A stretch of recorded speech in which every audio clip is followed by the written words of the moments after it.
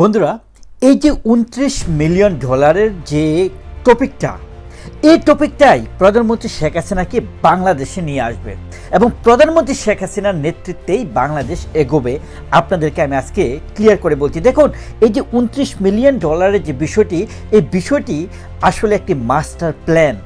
বাংলাদেশের সরকার ব্যবস্থাকে, বর্তমান যে সরকার ব্যবস্থা এবং সেই সরকার ব্যবস্থার যে প্রধান ডক্টর মোহাম্মদ ইউনূস, তার যে এখানে ইনভলভমেন্ট আছে, এই বিষয়টি আস্তে আস্তে ক্লিয়ার করবেন ডোনাল্ড ট্রাম্প।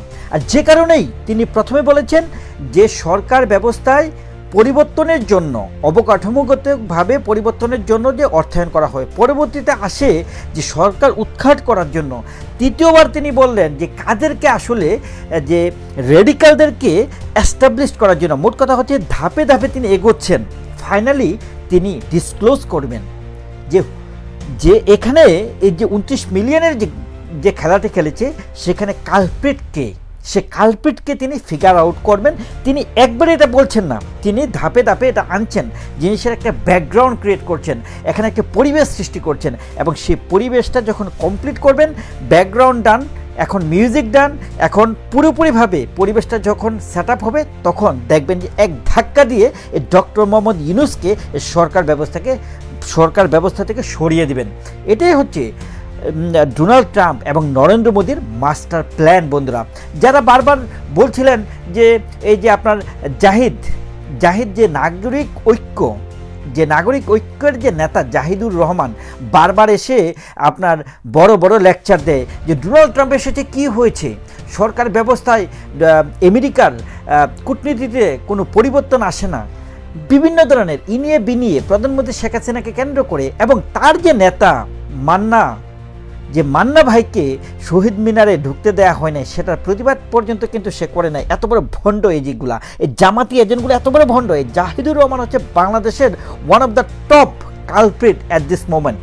বন্ধুরা, যে টপিকটিতে ছিলাম, যে এই ডোনাল্ড ট্রাম্প এখন স্ট্রেট ফরওয়ার্ড লাইনে হাঁটছেন। তিনি একটা ব্যাকগ্রাউন্ড ক্রিয়েট করেছেন, তারপর ক্লিয়ারলি মেনশন করবেন যে কারা আসলে, কোন সংস্থাগুলো আসলে টাকা নিয়েছেন, কাদের তত্ত্বাবধানে নিয়েছেন। এখানে ডক্টর মোহাম্মদ ইউনূস খেলাটা খেলেছেন যে তিনি ডিরেক্ট খেলতে চান নাই, তিনি তার বন্ধুদেরকে দিয়ে, বন্ধু সংস্থাদেরকে দিয়ে তিনি কাজটা করাতে চেয়েছিলেন বা করেছেন, এবং with the help of Democratic party.